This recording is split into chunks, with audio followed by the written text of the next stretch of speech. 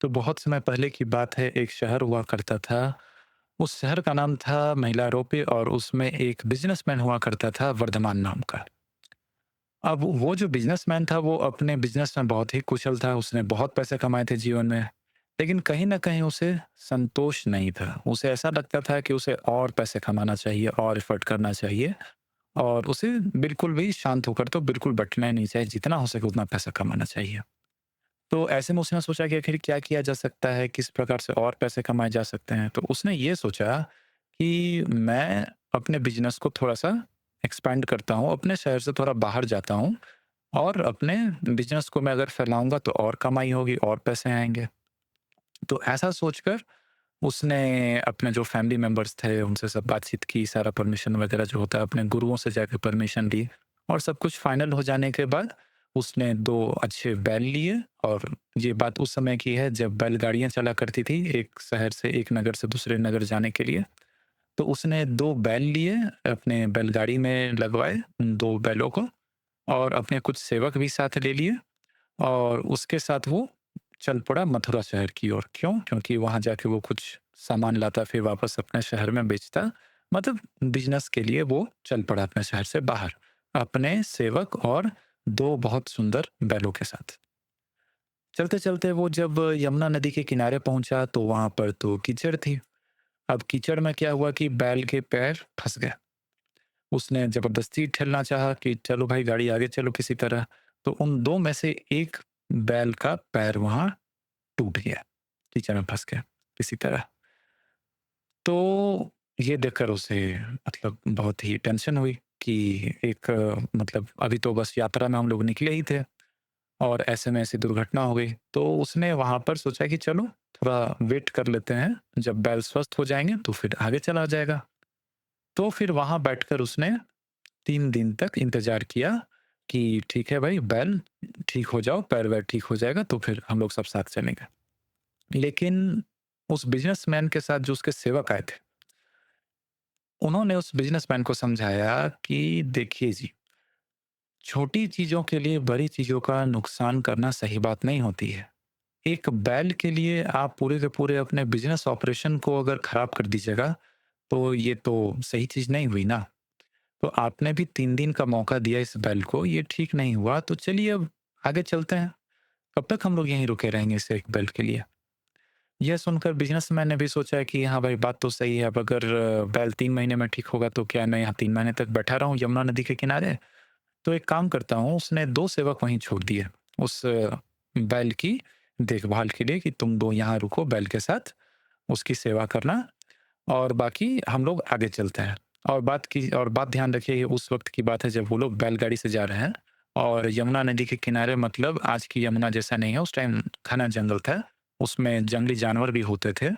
तो कहीं न कहीं उस वक़्त रुका रहना ज़्यादा समय तक सुरक्षित भी नहीं था। तो ठीक है, बिज़नेसमैन 2 सेवकों को छोड़ दिया उस बैल के साथ जो कि इंजर्ड था, जिसके पैर में प्रॉब्लम आ गई थी और बाकी सेवकों के साथ वो आगे चल दिया अपने बैलगाड़ी और एक बैल के साथ।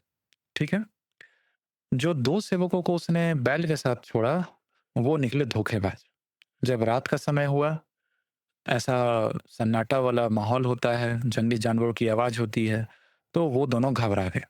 उन दोनों ने सोचा कि हम लोग कब तक ऐसे बीहड़ जंगल में यहाँ बैठे रहेंगे बैल के चक्कर में, तो हम लोग भी चलते हैं। वो दोनों भी बैल को वहीं छोड़ दिए और इधर-उधर 2 दिन टाइम पास किए, जंगल में इधर-उधर ये दिखाने के लिए कि हाँ, वो लोग बैल के साथ थे और उसके बाद वापस बिज़नेसमैन के पास जल्दी-जल्दी चले गए रास्ते में। और उन्होंने जाके बिज़नेसमैन को बोला कि वो जो बैल था, वो तो आपके जाने के बाद ही अगले दिन मर गया था, तो इसीलिए हम लोग उसका दाह संस्कार सब कुछ करके यहाँ पर आपके पास वापस आ गया। लेकिन वो बैल तो वहाँ अकेले पड़ा हुआ था। अब भूख प्यास लगी बैल को तो बेचारा क्या करेगा? उठा वहाँ से, बगल में नदी थी, उसका पानी पिया। अब वहाँ उसकी किस्मत इस प्रकार से अच्छी थी कि वहाँ पर बहुत ज़्यादा जो घास चरने वाले जानवर होते हैं, वो नहीं थे और हिंसक जानवर भी कोई नहीं थे, तो वो आराम से वहाँ पर धीरे-धीरे यमुना का ठंडा पानी पीता था और उसे फ्रेश घास मिलती थी ढेर सारी, तो उसे वो खाता था।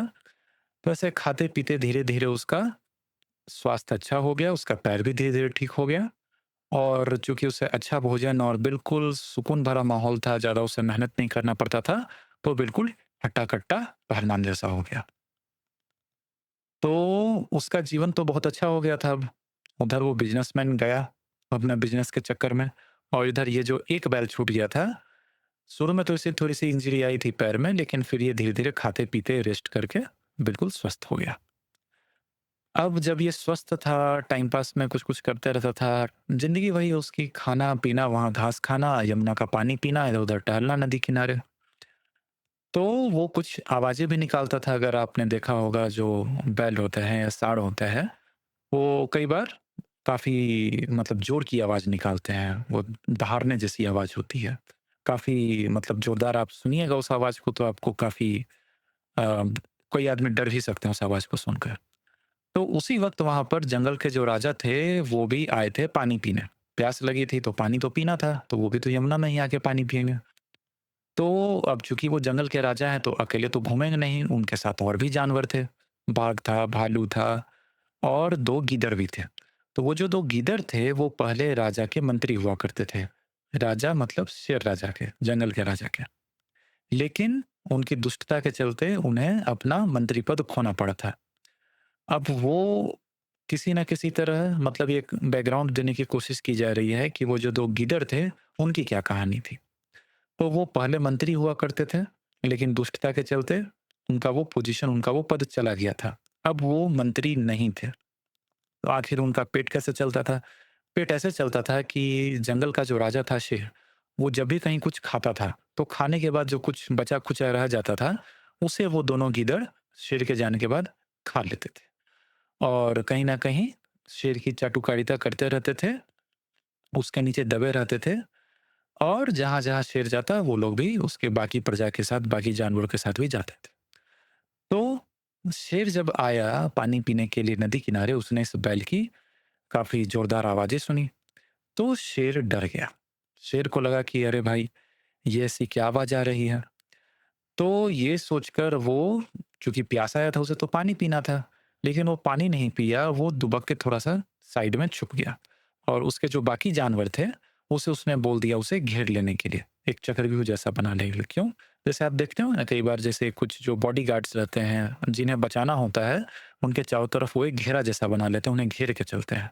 तो उसी तरह उस शेर ने अपने आप को बचाने के लिए, क्योंकि वो डर गया था, उसने बोला बाकी जानवरों को कि भाई थोड़ा घेरा बना लो, और वो अपना दुबक के बैठ गया। तो वो जो 2 गीदड़ थे, वो दोनों भाई थे आपस में। तो एक गीदड़ को आश्चर्य हुआ। उसने बोला अपने भाई को कि अरे भाई, ये क्या बात हुई? शेर को प्यास लगी है तो उसे तो जाकर पानी पीना चाहिए था। वो ऐसे डर के क्यों बैठ गया है नदी किनारे? तो जो उसका भाई था, उस गीदड़ ने उसे बोला कि सुन भाई, शेर क्यों डरा, कैसे डरा, इससे हमें क्या? अपने काम से काम मतलब रखना चाहिए। नहीं तो अगर जो दूसरे की चीज़ों में ज़्यादा नोक-झोंक करने जाता है, अपने काम से ज़्यादा निकल कर ज़्यादा कौतूहल दिखाता है दूसरे की चीज़ों में, उसका वही हाल होता है जो उस बंदर का हुआ था, जिसका कि विनाश हो गया था कील उखाड़ने के चलते। पहले वाले गिद्दर ने पूछा, "अरे भाई! ये तुमने क्या बताया? ये कौन-सी कहानी हुई कि कौन-सा बंदर था, जिसका कि विनाश हो गया था?" तो उसके भाई ने बोला कि ठीक है, मैं तुम्हें बताता हूँ उस बंदर की कहानी। आपको मैं बताऊँगा अगले वीडियो में।